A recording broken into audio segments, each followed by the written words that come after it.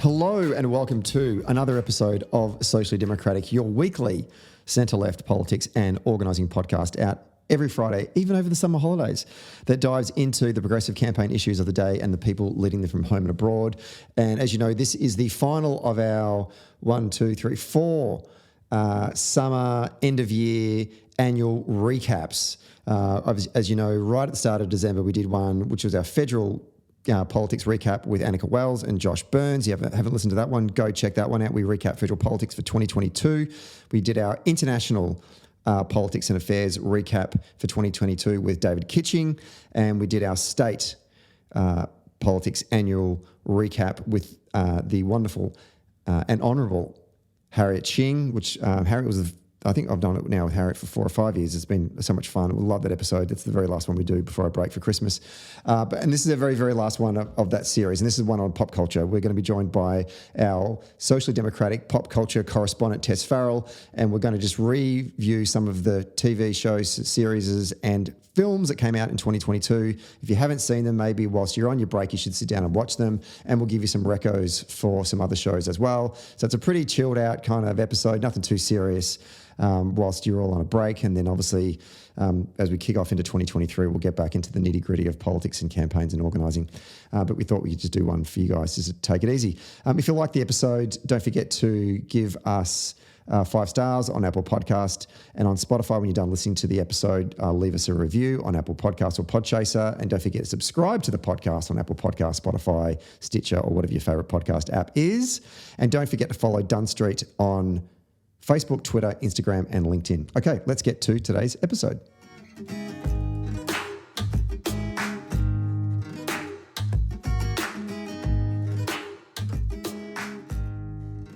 Okay, we're taping this one on a Wednesday afternoon on the lands of the Wurundjeri people. And as you would have been listening over the last month, we've basically been wrapping up the year 2022. We've done a federal politics year in review. We've done a Victorian state politics year in review. We've done a international politics and affairs year in review. And now you're all on your summer holidays. So we just thought we would just, take it easy for a bit and do a pop culture year in review, which we do every year. And every year I get on my favorite pop culture correspondent for Social Democratic, Tess Farrell. Welcome back to the show. Thank you, Stephen. It's great to be here. I'm really excited to recap pop culture in 2022. I watched a lot this year. Well, the last time you were on the show was we recorded it and published it straight after we did our interview with the Premier Daniel Andrews, and that Premier Daniel Andrews episode got a lot of traction because it got written about in the media, and then all the journalists complained about it on Twitter. And so the next show was you. So you're basically like going on after the Beatles, because that was our biggest listened to episode. And then your episode was our second biggest listened to episode at that moment in time. So everyone knows you. You're famous now, Tess. Remember that. Well, that's hilarious. And then did it drop off after that after my episode? No, look, to be fair, it held up. And then we went into the next year and we did which was this year, we did our May election lead up, and we grew our audience again and became bigger. So you're not our second biggest listened to episode of all time now, but you are in the top 10 because people love pop culture. I'm happy to be in the top 10, and I'm happy that Dunn Street is growing and having what I assume from what I can see on the socials, a really, really good year in 2022. You've been a busy man. We have been. It's been a lot of fun. So another thing just to let our listeners know, because I was going to wish you Happy New Year, because this episode is going up our first episode of the new year. But you know what? I'm going to be honest with you. It's actually November 30 when we recorded this episode. So if anything happens between November 30 and say the 2nd or 3rd of January, and we've just not name checked it or made reference to it, like, I don't know, North Korea blew up Mars or something like that, because that's definitely on the bingo card. We don't know that happened because it hasn't happened yet. Or any TV or pressing movie news. We don't know that either. Correct. So what we are going to do, though, like we do every year, is we're going to review a couple of shows, TV series, and a film for our wonderful loyal, dedicated listeners to the podcast. If you're sitting on the beach, or if you're, going on a long drive to go somewhere, or maybe you got a flight going somewhere and you just kind of want to just chill out and not listen to anything overly political, but listen to two political friends talk about pop culture, then this is the episode for you, because we're just going to review a couple of shows that maybe you just want to binge watch whilst you're down in Robe or something. I don't know where you go these days, but down at, or Victorians mainly go to Noosa, don't they? That's where they all go to. They go to Noosa. I think so. I think Noosa is where it's at. Robe is very Victorian / South Australian. It is, isn't obviously, my kind of vibe. Noosa would be good too. Why not? Yeah, absolutely. So let's just dive in. We're going to review 2 TV series from 2022, and we're going to review 1 film. The rules are no spoilers, but the structure of our reviews has not changed because we are very consistent kind of human beings. So we normally, someone leads off to talk a bit about, I guess, the background to the show, the plot, the characters, the strengths of the show, the weaknesses of the show, some other interesting tidbits. And then we always try and see if we can work in who's the social democrat of the episode, of the show, or the film. Not easy to do. Bit of a challenge today as well, actually. But that's kind of how we run it. And Tess, you want to kick it off today. So we're going to do 2 series. We're going to do Dopesick and Dropout, and then we're going to do Maverick. And then at the end, Tess is going to give you some recommendations of some other TV series that we haven't covered, or shows we haven't covered that you should check out over the summer break. So Tess, over to you. Great. So I love how we've started with it's an easy, cruisy summer holiday vibe. And my lead show for today and probably of the year, is not lighthearted. It is very dark. The first TV show we're going to talk about is Dopesick. So Dopesick is based around America's struggle with opioid addiction all across the US, both on an individual level and all the families that were affected by it, and then the conflicts of interest for Purdue Pharma, who pushed out the drug, and the various government agencies and the Food and Drug Administration, the FDA, and the US Department of Justice, and the legal case against Purdue Pharma when they developed and tested and marketed OxyContin, which is a very, very bad and highly addictive drug. I feel like I'm going to get caught in a technicality. This wasn't released in 2022, but it was released in late 2021, so I'm going to roll with it. It was a slow burn for me. It wasn't something that hit the headlines, which I can't believe because it is an amazing television show. It's just one-off limited series. You can watch it on Disney in Australia and Hulu in the US. It's 8 episodes long, and they're long, I think almost full hour episodes. So it's pretty heavy going. And you've seen it, Stephen? I have seen it. And I do. It's funny. Well, you won't be surprised to know this, but others will. Because of my love of my Boston and New England sports teams, I subscribe to the Boston Globe. And one of the communities that were heavily impacted by Purdue Pharma's campaign, essentially, to sell this drug, was in some of these communities in parts of New England where there's sort of mining and working class communities, like in Maine and in New Hampshire and Vermont. So it was written a lot about in the Boston Globe when it started to break. In fact, a couple of journalists in the sort of, the spotlight team actually started to really write about what exactly was going on in the early days. So I kind of did get a bit of, it kind of came from me reading between articles about the Red Sox and the Celtics. It did sort of come into my orbit, and I was reading about this going, what is this OxyContin stuff? This is nuts. But anyway, please continue. Well, this was, obviously I kind of read headlines about the opioid crisis, right? And, being which way we lean politically, skeptical of Big Pharma, and I just didn't realize how serious the opioid crisis was in the US and the story of how it came to be, right? So the show is actually based on a non-fiction book. It's called Dopesick, Dealers, Doctors, and the Drug Company That Addicted America, and it's by Beth Macy. So OxyContin is a highly addictive drug, an opioid. It's pretty much like prescribed heroin. And it somehow got approval from the FDA to be prescribed by doctors for less serious injuries. Like normally you'd get this kind of drug, administered in the hospital. But it was marketed as non-addictive. So the show covers sort of late 90s when the drug was being developed to the early 2000s when pretty much it was rolled out, and you see the sales perspective and the big sales push from Purdue Pharma, and then the impact on American communities and all the health, social and legal consequences of OxyContin being so addictive. It does chop and change in the timeline between sort of late 90s and sort of mid 2000s. So it can be a little bit confusing. So it's definitely a phone down kind of watch, but it will grip you right from the beginning. It will really, really grip you. And the characters in this are amazing. So the way the story is told is through some central characters, there's quite a few. So you have Michael Stolberg, I probably pronounced that wrong, as Richard Sackler. So the Sackler family own Purdue Pharma. They pushed out the drug onto the market. They're a huge, extremely rich American family.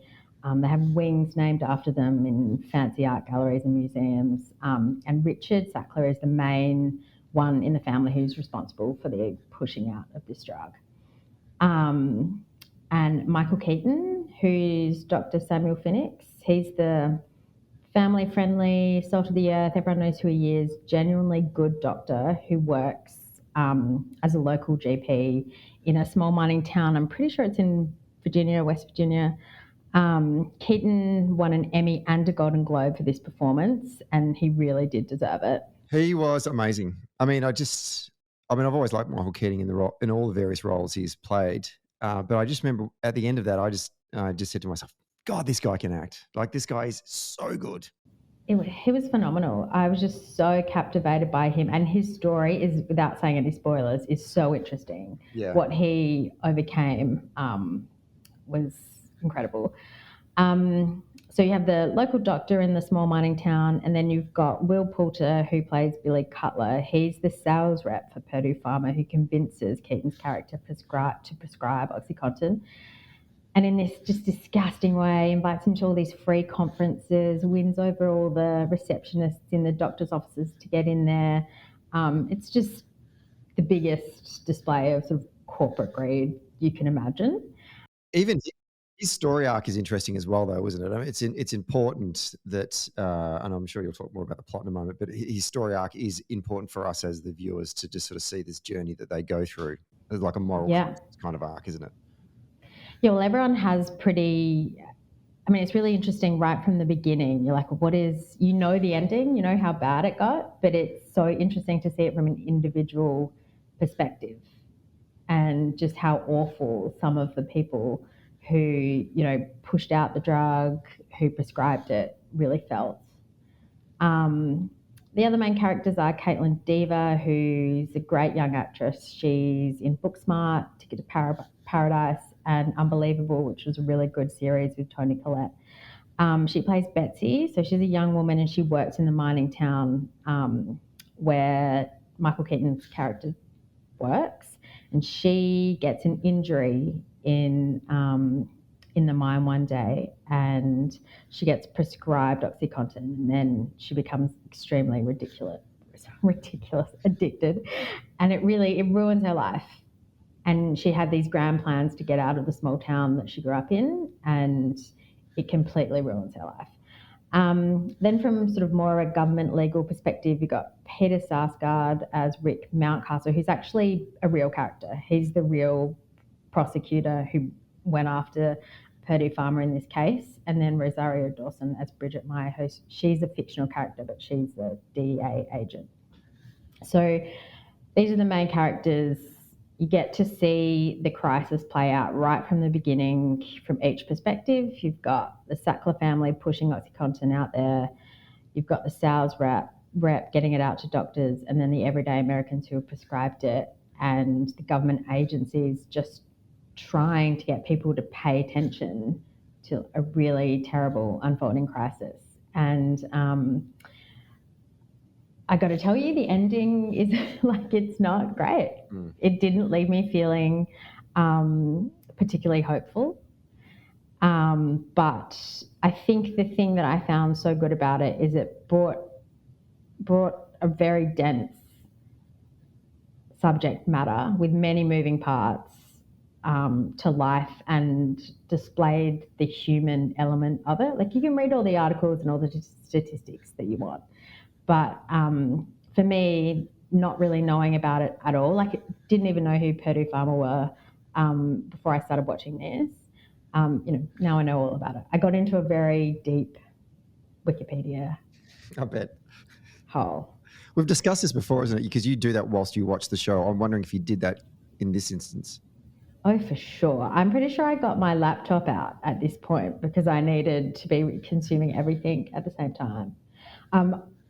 I did have to take a break from watching it. It wasn't one that I could watch all day or I just would feel really down. So that's one of the weaknesses that I found in the TV series. It is not uplifting. But I learned so much about it. And I just have so many questions. So many questions. Such as, how did the FDA approve the special label, which said it was less addictive than other opioids? One of the key plot lines is just around how Purdue Pharma, as you mentioned before, specifically went after small mining communities in places like Kentucky, West Virginia, because they knew those workers get injured. They knew they have chronic pain and they would be the ones to take the drugs and need the relief. And they were the ones that ended up being addicted, and it just destroyed those communities. So there's that really awful social aspect, but also the sort of marketing and advertising part, all the tricks that Purdue Pharma used to get this off the ground and how none of it was really verified. The main thing that they talk about when they were pushing it out to GPs, they cited that it was, less than 1% of people get addicted to it, just blatantly was based on nothing. So it was horrific. What did you think? I thought it was an amazing series. Similar to you, found it heavy going. And I know I've spoken to other people who have said that they needed a break from it as well. Without saying I found it addictive, I found it really I kind of wanted to get to the end because I wanted justice. So I wanted to keep on watching. But obviously, as you said, there isn't a lot of hope in this series, but there are glimmers of hope. The Michael Keating character is one of them in some respects. But I'm just going to fix my sound here because it's a little bit funny. Wait a sec. I found it an incredibly difficult series to watch, but also at the same time, I needed to watch it. And it kind of, to your point, having read about it in the papers and stuff, just bringing it to life with narrative, with the stories of communities, specific characters, but also even then sort of periphery stuff as well, like, folks trying to break in to steal the OxyContin and whatnot from pharmacies, and how the trickle effect that it has into communities was interesting and depressing. Yeah, the crime stuff is amazing. It's when sort of the prosecutor and the DA are trying to get them to focus on it. There's a reason why all this is happening, why the crime rates are going up. And it just really demonstrates how everything is connected. And it was really sad to see. And you're right. It is three sort of narratives running simultaneously, isn't it? There's the internals that's going on within the Stackler family, because Richard isn't really regarded as, you can clearly see there's a division within the family. There's two sort of factions. Mm-hmm. And then he kind of rises to prominence off the back of this campaign around OxyContin, and then just brings in billions of dollars for the family. So his power increases over the course of the series. There's the challenges that the law and the Justice Department are having in this space. Then there's the actual work of the folks who are out there selling it, and actually probably fourth, and then there's the communities, isn't there? And sometimes TV series is like, one of the criticisms I have, I think, of the Game of Thrones series.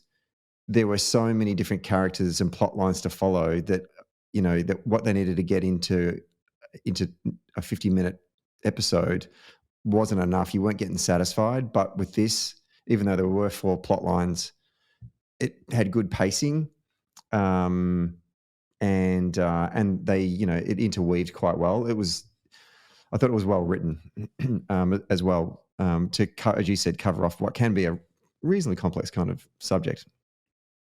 Yeah, it was really well written. It was actually created, written, and directed by the same guy, Danny Strong, who I've known him from the Gilmore Girls and Buffy. So he's kind of more of more on the comedic side. And he also did Empire, which I know has a lot of fans out there, but I didn't watch that. Bit of a change of scenery as well from the Gilmore Girls to Dopesick. 100%. You definitely need to watch a comedy after you finish watching Dopesick, that's for sure. Yeah, what I often sort of back end, I'd watch Dopesick and then an episode of The Office. Kind of rotate to keep my, serotonin levels feeling okay. Did you, you've done strengths, did you do weaknesses? Yeah, the weaknesses for the show was really, it did chop and change a bit. So you had to really focus on the timeline and who was who. And I don't think it was the biggest downfall because I think we needed to explore all of those 4 different areas. But if you weren't watching, you're like, oh, we've changed decades here. And then, yeah, just the darkness. It was very, very heavy going. But I'm really glad I watched it. I learned so much. What are your favourite lines from the show? This is the line that gripped me right from the beginning. It's right in the first episode. It's from Michael Keaton's character, and he's facing a jury. So, things have ended badly. And it really sets the scene for the whole TV show. Obviously, like a lawyer he's on stand and a lawyer is asking him, he says, Dr. Phoenix, did more than 1% of your patients become addicted to OxyContin? And Michael Keaton's character looks at the screen and he just says, I can't believe how many of them are dead now. And it's just tragic. Michael Keaton, he won an Emmy, a Golden Globe, and a SAG. And at the SAG Awards, he dedicated that award to his nephew, who actually died in 2016 after a battle with addiction. And for me, when I saw that, it really hit home like even harder. I think there was a reason why Michael Keaton took that role and why he was so good at it. And just goes to show how wide-ranging, how awful this crisis was. It impacted so many people in the US. Unbelievable. Any Social Democrats in this series? The miners, I guess. I'm assuming. But that's about it. They've got a union, definitely. Definitely not the pharmaceutical company. Definitely not the Sackler family. So, yeah, just the miners, unless you spotted any. Well, there were a couple of, the storyline does every now and then weave into politics as well. And there are a couple of Democratic politicians and Republican politicians that leave themselves in great light, courting, Big Pharma and campaign donations and the like as well. So, like I said, not a lot of hope in this series. No. So if you're listening to this on your summer holiday, skip to the end if you want to listen to more, if you want recommendations on more sort of lightweight television. Indeed. We do end on a high note, so that's the important thing. Or a fun note. Okay, any other thoughts on Dopesick before we move on? No, watch it. Everyone watch it. It's great. Very good. Good job. All right, now we're going to talk about The Dropout, which is another sort of docudrama series. Is that what you'd call it, maybe? Which is focusing, I guess it's an American crime drama miniseries that was created by Elizabeth Merriweather, who we will remember her from producing New Girl with Zooey Deschanel.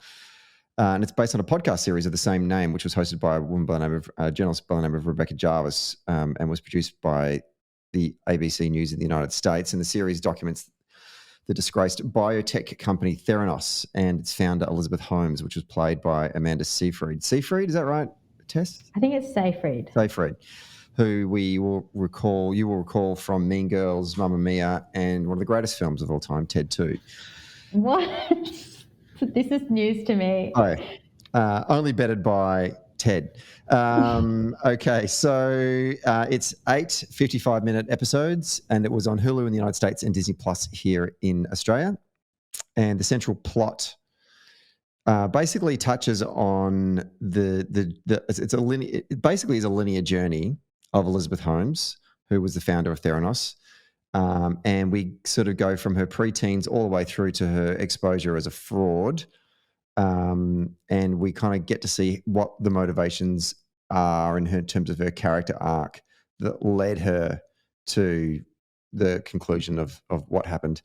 Basically, a backstory for those that don't know who Elizabeth Holmes is. She studied at Stanford University in Palo Alto in California, dropped out in her sophomore year, and used her tuition money to found a health technology company called Theranos when she was about 19. And Theranos was basically a company that had a solution that claimed that it could get blood tests that required just like a pin drop, not a vial, but a pin drop of blood, and that could be performed rapidly and accurately, and you could do it at home. And it was using this compact sort of automated device, which the company had developed. And then from that blood sample, it could then diagnose a whole bunch of different health problems and then know how to treat them.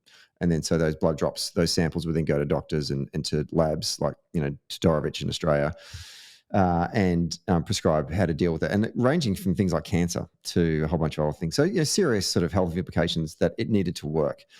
So Theranos raised more than $700 million from venture capitalists and private investors, and it resulted in $10 billion the company was valued at $10 billion at its peak in around 2013, 2014. And at the height of her career, Elizabeth Holmes was, on the front cover of Forbes magazine. She was recognized as the world's youngest self-made female billionaire. It was ranked 110 in Forbes 400, top 400 in 2014.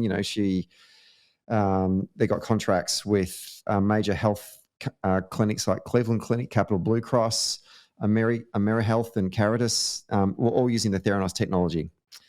And then things started to take a twist because the tests on the products weren't working. And it needed, once again, a bit like your TV series you just spoke about, Tess, it needed FDA approval. Someone really needs to have a good chat about the FDA and their safeguards.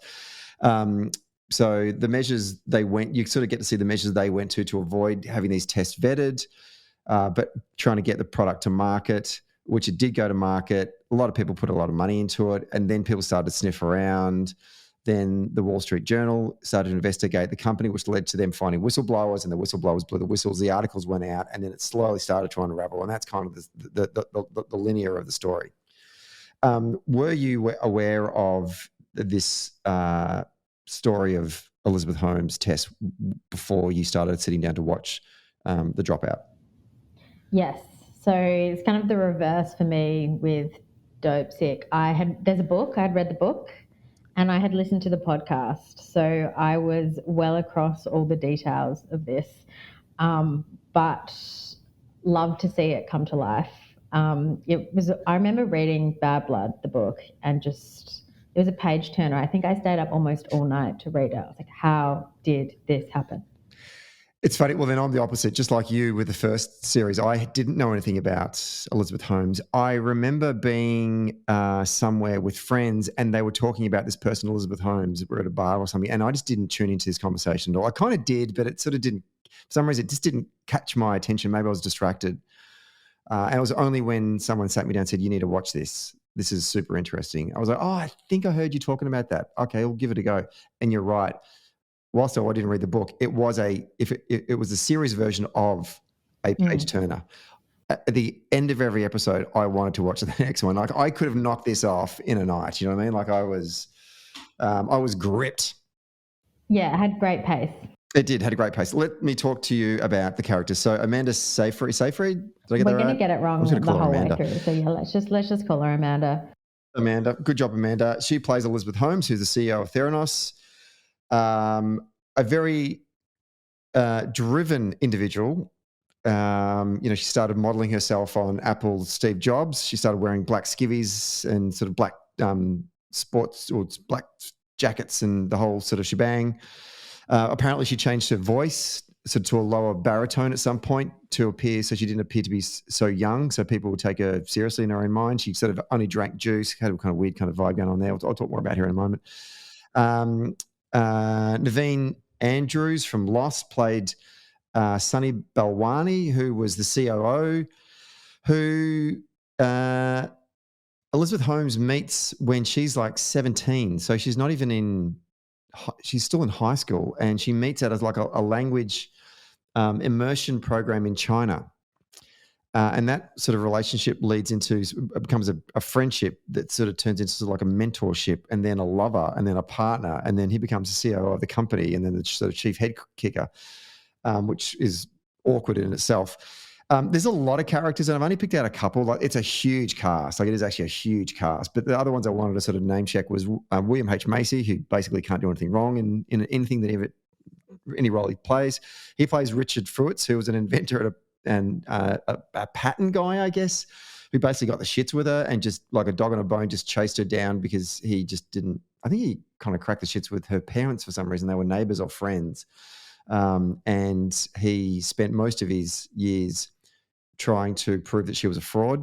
Stephen Fry plays Ian Gibbons, who's the chief scientist at Theranos, who dedicated his work and life to science, and then gets a job at Theranos as the chief scientist there. But then he starts to question the ethics of the work that he was involved in. And once he does it, he sort of gets sidelined. Eben Moss Backrack, who was Desi in Girls, which was the first time I ever came across him. I thought his character was hysterical in that show. He was also in Andor, and a show that seems to be everyone loves is The Bear, which I only watched 2 episodes of. I can't do any more of it. He plays the Wall Street journalist John Carreyrou. So, but there's heaps of others, like there's so many other characters in it. Is there any other characters that you kind of wanted to sort of lift up that I may have glossed over that you think was worthy of a mention as well? No, they're the standout ones. Okay. I don't think I knew. Is Stephen Fry like a long-term actor? In it? No, yeah, like he just seems to be popping up everywhere at the moment. And I didn't think he really acted that often anymore. Don't know. That's a good question. I kind of find him reasonably constant. Yeah, okay. Yeah. But great. Anyway, he was great. He was good in it. Yeah. So strengths of the series for me, I found the narrative and the pacing of it incredibly excellent. It was only 8 episodes. I ripped through them so quickly. Every episode left me wanting more. Another strength of the series really is Amanda's performance or portrayal of Elizabeth Holmes. And I've gone back on YouTube and watched Elizabeth Holmes do interviews, and the voicing and the idiosyncrasies that Amanda sort of nailed. It's a portrayal. It's not a imitation or mimicry, but it's just done so well. Her character is addictive, like the shift in power in her story. She goes from sort of being an underdog to a top dog. She's people doubt her to then she's now in the Forbes top 400. One moment she's sleeping in the warehouse that she's bought that's going to house her major company because she's got nowhere else to stay, to then she's now setting up this shop that would looks like Google. She has a terrible, unfortunate moment in college where she's sexually assaulted. Which is, that is where she, in a moment where she has no power, to then later on she is all powerful. She has no friends in the early part of her story, but then all of a sudden she's hanging out with some of the most powerful people in both business and politics. She's a fraud, but she believes in what she's trying to achieve. She talks about how she wants to democratize healthcare, and we all know about how shit healthcare is in the United States. That sounds like a really noble thing to do. So you kind of want her to succeed until the moment you don't.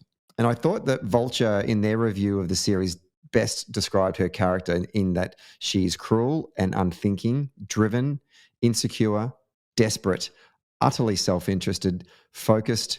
She's also a hilariously basic white kid with her iPod cranked up to 100, singing songs primarily drawn from Apple ads and punching the air in frustration and triumph. And for me, that really sums her up. I want to get your thoughts, Tess. Yeah, that's a great description. But it's interesting that you said that you think she believes in what she's trying to achieve, because I just think she's batshit crazy. And there is no like goodwill there at all. Like she knows exactly what she's doing.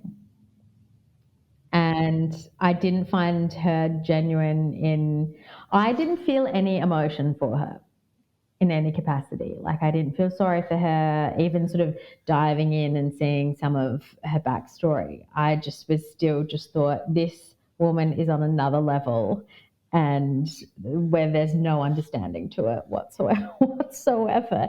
It didn't answer any of my questions, which is fine because the book didn't either. I don't know. Maybe because I saw the film and didn't read the book. At the start, I had a suspicion about where it went. I'd been told that Theranos was, in the end, it was a fraud. And at the time of me watching it, it was still going through the courts. At the start of the year when it came out in March, April, 2022. But there were moments of vulnerability of her. I just kind of thought she was a bit of a dork, and she really wanted to succeed. She was very, very driven. I got that. But there was a moment where I thought there was a tipping point where it went from being, I want to succeed and I want to do good in the world to it's now a fraud. But I kind of thought that wasn't there a bit of a debate at the time when the Wall Street Journal article first broke that people were, because a lot of people, talk about social democrats. She was interviewed by Bill Clinton and the Clinton Foundation and held up as someone to look up to. Hillary Clinton had a fundraiser with her because in 2016, there's a glass ceiling she wants to break. And here's an example of a woman, an entrepreneur, a billionaire getting into this boys club and, kicking ass. So, she surrounded herself with a lot of people that held her up as a great example to the rest of us. And I just thought that there was that moment where it just tipped and everyone went, oh, hang on a minute, you're a fraud. I don't know. I just, I found that interesting in the storyline itself. Yeah, I never got over the fact that she just dug in, and didn't say, I'm sorry, this is awful. As far as I know, I don't think she ever really apologized. Well, the deposition... she might have. I don't want to be sued. But well, I mean, the deposition tapes that they use, and if you go onto YouTube and watch the actual deposition tapes of Elizabeth Holmes and then compare it to the Amanda portrayal, it's amazing to watch. It's almost like for like, same clothes, the hair's a bit messy, the mannerisms. It's amazing performance. I don't understand how Amanda managed to keep her jaw, because obviously the voice is like it's really from the back of the throat, and she's got to keep her jaw in a particular spot. Like she must have had really bad headaches because she did it so well. She was perfect. Yeah, incredible performance. And not to take anything away from a lot of the other characters as well, like Alan Ruck, who we remember from Ferris Bueller's Day Off. He's in it, almost a comical kind of like he thinks she's amazing, and he works for Walgreens, and he's just so desperate to get Walgreens to buy in. This is the opportunity of a lifetime. There's so many great characters in there, but it's just built on her performance. Like she's the Titanic. She is so mesmerizing in it, and you want to watch it just to look at her. And her eyes and the way she displays emotion is incredible. The scene when she is practicing trying to do a new voice. Oh my God. I find it so embarrassing. It's hard to watch, right? Sometimes I had to cover my face. Yeah, it's really bad. The interview when she did an interview with NBC News when one of her factories gets shut down by the FDA, and it's a really hard-hitting interview, and she's just not prepped, and the answers are just the interview's a trade wreck, and I'm just watching it going, just shut up. And they actually have her lawyer, her kind of chief counsel, and someone else sitting in another room watching it, just horrified about how badly she handled this interview. Just tone deaf answers. People may have died. This is a significant health risk. What checks did you have in place? And she's just giving this stonewall, tone deaf, cold answers. Unbelievable. Do you think we secretly like tech people to fail? Because so much of it is driven on ego. I probably wouldn't recommend it, but I watched Super Pumped as well this year, which is about the Uber founder. And I was like, you feel like you're rooting for them to fail at the beginning. There's so many fraud tech series that came out this year. The WeWork, which was called We Crashed, Yes. I couldn't finish that one. It was amazing, but I just couldn't. I just couldn't finish it. I was getting overwhelmed with, this whole, tech. It's all cool. It's all, parties and, particularly in America. And I've got some friends that work in this sort of, startup kind of industry. So it's so there's a formula to it. Their offices are really open and edgy and cool, and people ride around on blades and, and they have these parties where they go to, friggin' Cancun or Hong Kong or some tropical island in the South Pacific, and all the staff go there, but they all get absolutely rat-ass drunk. And I'm sure there is a whole bunch of OH&S issues and sexual harassment claims just waiting to happen. It's it's driven by people who are just got more front than David Jones / John Martin's. It's all of that, right? And I just watch it and it's just cringy, It's so cringy. Like, don't people just want stable jobs and to be paid well? Well, I mean, even speaking as and not to have to invent something that they can sell somewhere in San Francisco, if that is even the epicenter of the tech world anymore. I have no idea. Yeah, it is. I mean, that's what it is, right? Isn't it? It's just they're just so confident, and there's something in me that I just find it triggering, and I just go, oh, I don't want to hang around with you people. I wonder what Americans think about it, because the Australians and Americans are quite different. Americans are really proud about sort of their personal journey, their work, how they got there, whereas Australians very much so, tall poppy syndrome, the self-deprecating, we don't talk about our achievements at all, otherwise we will shoot you down. So I wonder whether Americans look at this in the same way we do, where it's just like, ooh. It's a fascinating question. I know if an Australian went for a job interview in the United States, they, it would be hard to employ them, because they'd say, what are your greatest strengths? And the Australian would be like, oh, really? You want me to talk about that? I mean, I can walk fast. Let's weaknesses. I couldn't really think of any weaknesses. I was keen to get your thoughts on what the weaknesses are. The only weakness I could come up with is the sex scene with Elizabeth Holmes and Sunny Balwani. Like, there's a 20-year age gap, and that was kind of gross, and I just don't think I could deal with that. I just wish they kind of just cut away with it, and the narrator sort of stepped out and said, and then they had sex, but we're not going to show you. But just for the purpose of the plot development, you need to know that they're in a relationship now. Other than that, I think we had to see that scene to just show how far this relationship, how intertwined they were, like Sunny and Elizabeth, that it was actually a very personal and deep relationship. I had no idea that Sunny was played by the guy from Lost. No idea. I was like, what? He looks so different. Do you think that he groomed her? No, I didn't get that. I'm just throwing it out there. I don't think so. I mean, she was young, but she was, when they met, she was 19, 20. She wasn't like... I think they met when she was 17. She was still in high school. Oh, okay. Yeah, righto. Maybe. It's a bit yucky. I think she claimed that, but maybe that was to get out of taking any sort of responsibility. Yeah, the breakdown in that relationship and the scenes in that are pretty full on as well.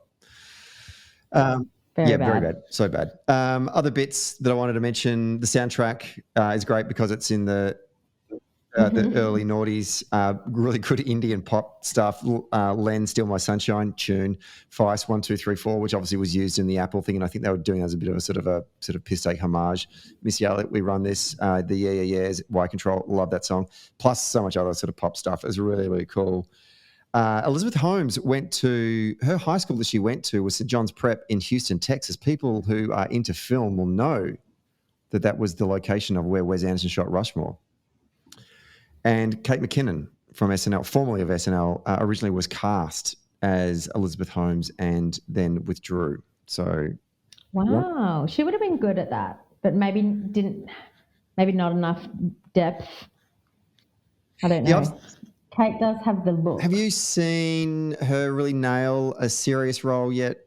She's been getting kind of like, quirky parts in comedy style. Still very comedic, although some would say that Elizabeth Holmes is sort of like a comedic performance. You don't even laugh. There's a heap of lines in there. I won't go. The one I did like is when she was trying to convince her lecturer at Stanford to invest in the whole idea, and the lecturer was like going, "That's just, I've been studying this, biochemistry stuff for 40 years, and that shit's just not going to work."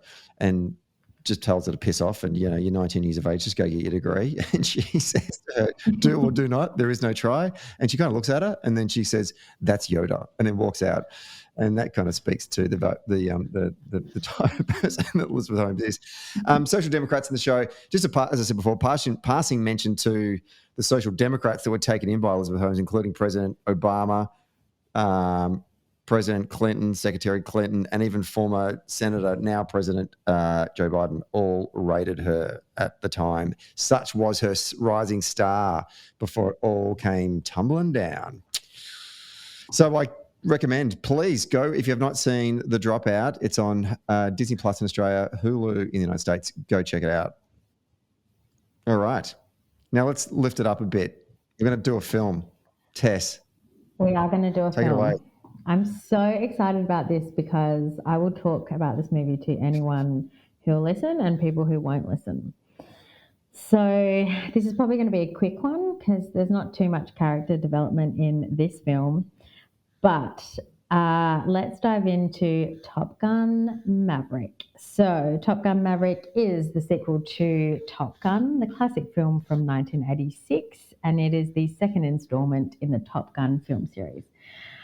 So in this film, the sequel, Maverick, which is played by Tom Cruise, this is a little blurb I've got, confronts his past while training a group of younger Top Gun graduates, including the son of his deceased best friend, for a dangerous mission. So for anyone who has been living under a rock for several decades, Top Gun is like the nickname for what they call like the US Navy like fighter planes program. So if you're a young person and you want to be in the Navy, you want to fly those really fast fighter planes and save the world, then you have to be in the Top Gun program.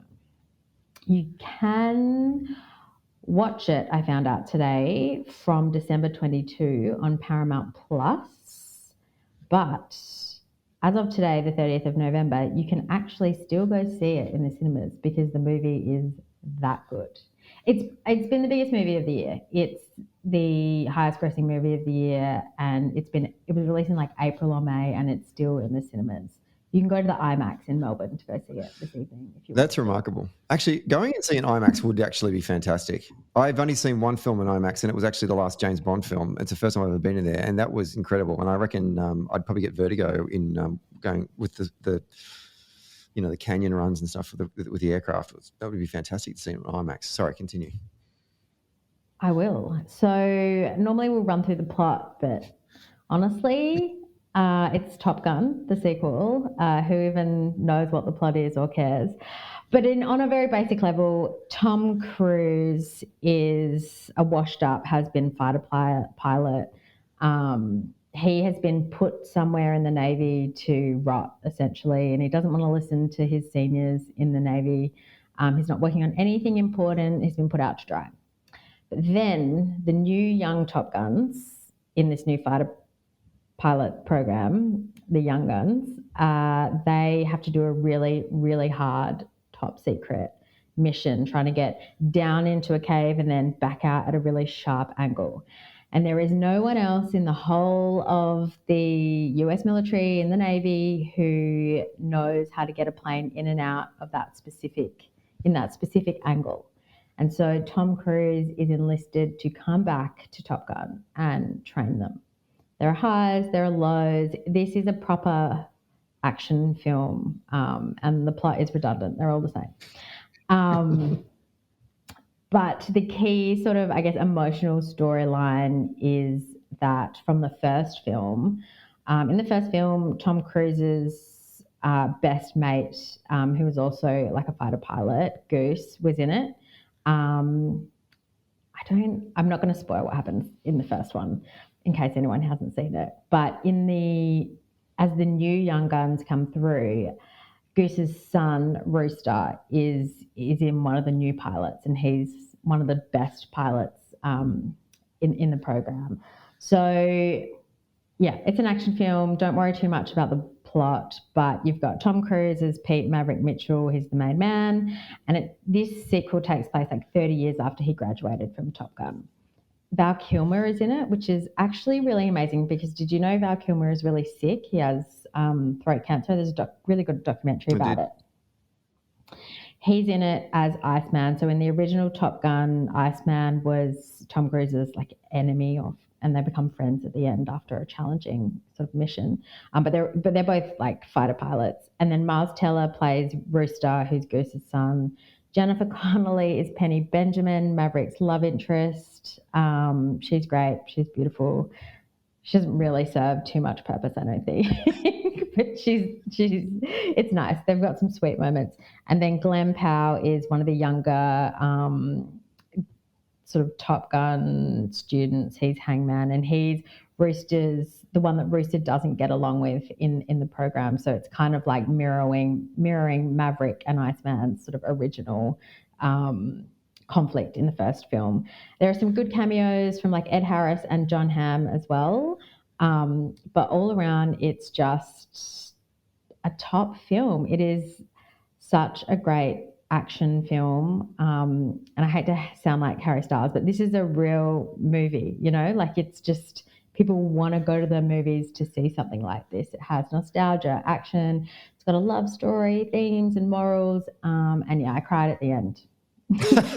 Did you cry?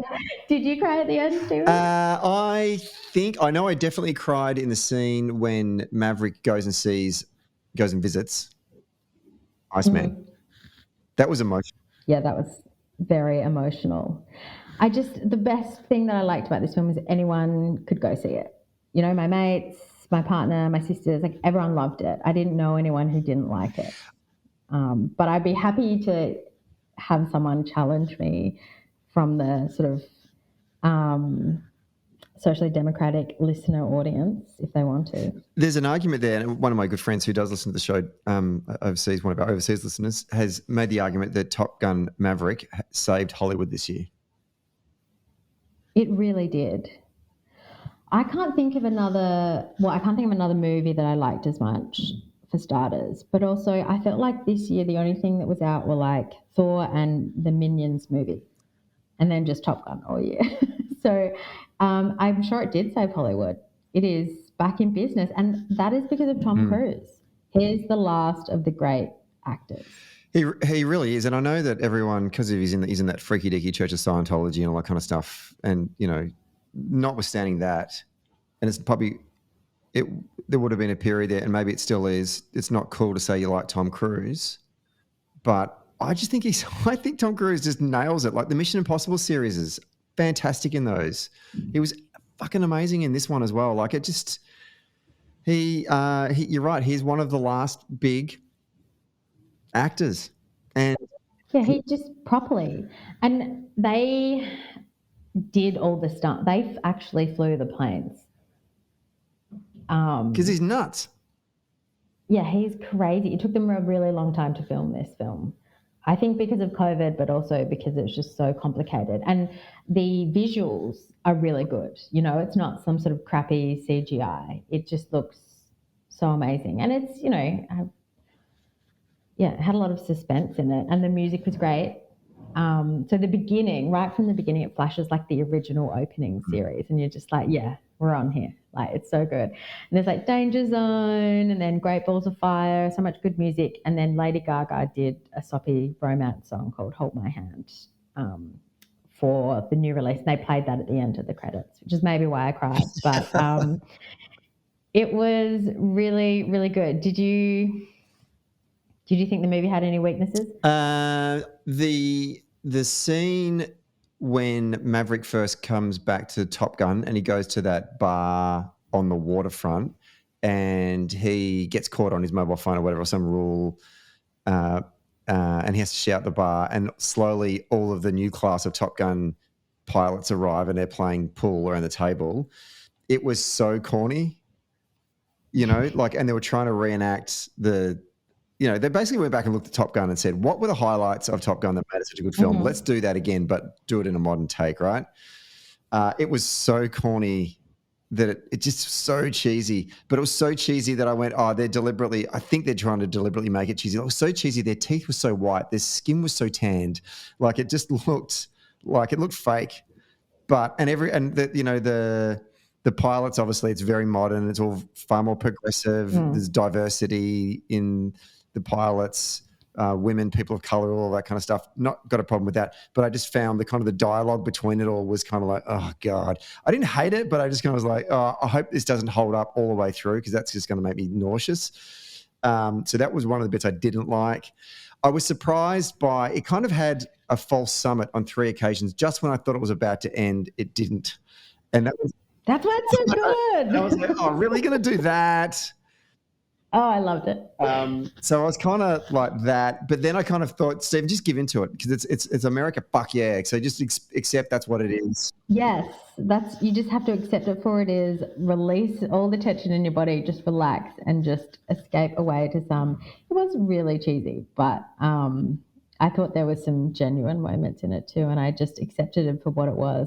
And I think after the last 2 years in COVID, and it was a nice time to just release a big blockbuster and for everyone just to suspend reality for a minute. It's also an interesting experience, similar to for folks who grew up with like Star Wars or whatever. I was 11 when Top Gun came out. I think I saw it in the cinema on the Fair Star when my family went on a cruise trip around the South Pacific.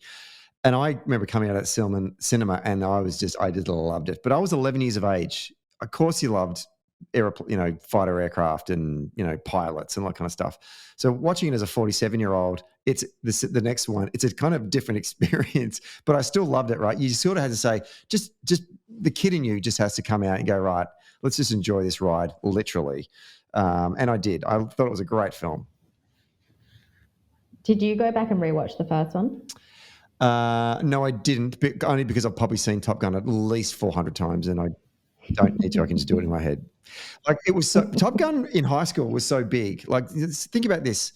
Yeah. So it came out in 1986. I still had mates in like year 11, year 12. So this is 94, 92, 3, 4 would just still be quoting Top Gun and would act out scenes in Top Gun in class. And it was still ever present. Like it just became so big, I could actually really go into some quite nuanced things that some of my friends used to do in class, scenes from Top Gun. And they would answer questions from the maths teacher, poor old Mrs. Putiseri, and they would give Top Gun lines like, I was inverted, that kind of stuff. And she wouldn't even know what the hell they were talking about, but they thought it was brilliant.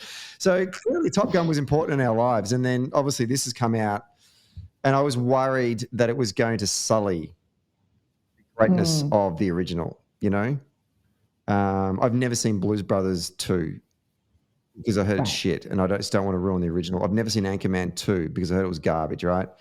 And I was worried this was going to do the same, but I thought, you know what? I'm going to give it a go. And then, we always talk about what sequels were better than the original. I won't say that. I'm interested in your thoughts on this. I don't think it's better than the original, but it did the original a great service. Yeah, it was different. It just complemented it. And that's not easy. It's not easy at all. I think they pulled off a miracle there. Were there any social democrats in it? No. But there was a female fighter pilot this time around, and which is some good progress. Yeah, I hope she votes for the Democratic Party and is a registered Democrat in the United States. I'm sure. Very good. Well done. Okay, so that's us talking the 3 that you should go and watch. Let's Tess, what other films or TV shows do you recommend folks to go check out over the summer? I have a few because I've watched so much TV this year. Bad Sisters, which you haven't watched, have you? Bad Sisters is on Apple TV. It's about 5 Irish sisters. It's set in Ireland. The series starts. One of the sisters' husband is dead. He's just died. They're at the wake. And it's a dark comedy just discovering how he died. And it turns out to be a little bit suspicious. It's a dark comedy. It's not I would describe it as like Fleabag mixed with Broadchurch. It's got a weird vibe to it, but it is very funny. Do you know who Sharon Horgan is? Name doesn't ring a bell. She's an amazing Irish sort of actor, producer. She can do everything. She's in this great show called Catastrophe. That's a hard recommend for me. It is very funny, but because you've got that, how did this guy die? You've got sort of good pace to keep you wanting to watch. At the beginning of this year, I watched Love Me, which is on Binge. It's an Aussie show with Hugo Weaving about love and grief after his wife dies. It's a really nice story. It's set in Melbourne and it explores his relationships with his kids as well. I am currently watching the second season of White Lotus, which is on Binge, and I think it's better than season 1. Have you started watching it yet? Not yet, no. It's going to be I'm going overseas soon, and it's going to be my flight show. Yeah, perfect. I am immediately drawn, and it's amazing. Jennifer Coolidge is the only one back for the second season. Where's it set? And Sicily. And I love it. The Italian perspective, the Italian Americans in Italy, whole shebang is absolutely hilarious. I really love it. It's great. I'll watch the end of this one too, and then if we review it, I'll be sure to know. Yes, we'll come back next year and watch the whole thing. All right. And then another really good movie is Good Luck to You, Leo Grande, which is a film, and so you probably have to rent it somewhere. Not in an actual shop, but rent it on your streaming service like Apple. I don't think that doesn't rent anymore, Tess. So I think that would be Video Easy. No. Emma Thompson stars as a woman who hires a sex worker for the first time following the death of her husband. And it's all set in one hotel room, the whole film. And it's really good. I'd get claustrophobia with that. But you don't. It's amazing. It's very captivating. I loved it. Emma Thompson is a gem. I think she's already a dame, but give her all the awards. It's really good. What I will watch when I'm sort of, those days that get lost in the vortex between Christmas and New Year's, I've got The Crown Season 5 to watch on Netflix and Yellowstone Season 5 to watch on Netflix. What about you? I've just started watching The Crown. I have just finished watching Andor, the Star Wars series, which kind of follows the character Cassius, I can't remember his surname, who is in one of the characters in Rogue One. So it's the prequel to Rogue One. I enjoyed that immensely. A lot of people I noticed on Twitter and that social media, people saying this is the best series of the year. I really enjoyed it, but I certainly wouldn't go as far as saying that. And I'm a Star Wars nerd, and I really enjoyed it because I think some of the series that they've been doing recently have kind of been, some have been hit, some have been miss. Mm-hmm. The first Mandalorian season was great. Second one was like meh. Obi-Wan had big expectations, but I was kind of like meh. But I thought Andor was great. But anyway. And I watched Enter the Dragon or The House of the Dragon or whatever it's called, the newest version of the HBO, the prequels to Game of Thrones. I thought it was... Oh, is that good? I heard that was terrible. I hated it. Didn't care. Yeah. Stupid, dumb, go away. Just didn't care. Didn't care. Yeah. To Targaryens. And Inventing Anna. Yes. Speaking of, shows that are about scabs. This year has been the year of the scammer. Like The Dropout, Inventing Anna. There was this one, the Tinder swindler guy, that was really creepy and that was real. That was a documentary. That wasn't even fiction. All these crazy stories. Inventing Anna was amazing. That's on Netflix. That was great. That was amazing. And so much so when I was in New York, she had just been released and was living in the West Village, and I kind of wanted to go hang out. Did you go see her? I wanted to kind of hang out in the West Village and see if I could run into her.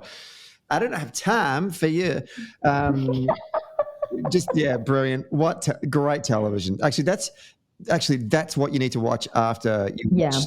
If you watch Dopesick, then jump onto Inventing Anna because it's not a comedy, but it's a comedy because you have to laugh. Yeah. And it's produced by Shonda Rhimes, who did Grey's Anatomy and Scandal. It's got a lot of those actors from those shows. It's it's a scammer show, but it's kept pretty light. Yeah. And the pace is great. Yeah. And it is very funny. Indeed. That's a good summer watch. Great summer watch. Tess Farrell, wonderful to have you back on the show again for our annual season recap. Even though it is November 30, I hope you had a great Christmas and I hope you had a great New Year. And we wish you the best of luck going into 2023 with all of your endeavours. Oh, thank you for having me. This has been really fun. Happy festive season to everyone and Happy New Year. I hope 2023 is a great year.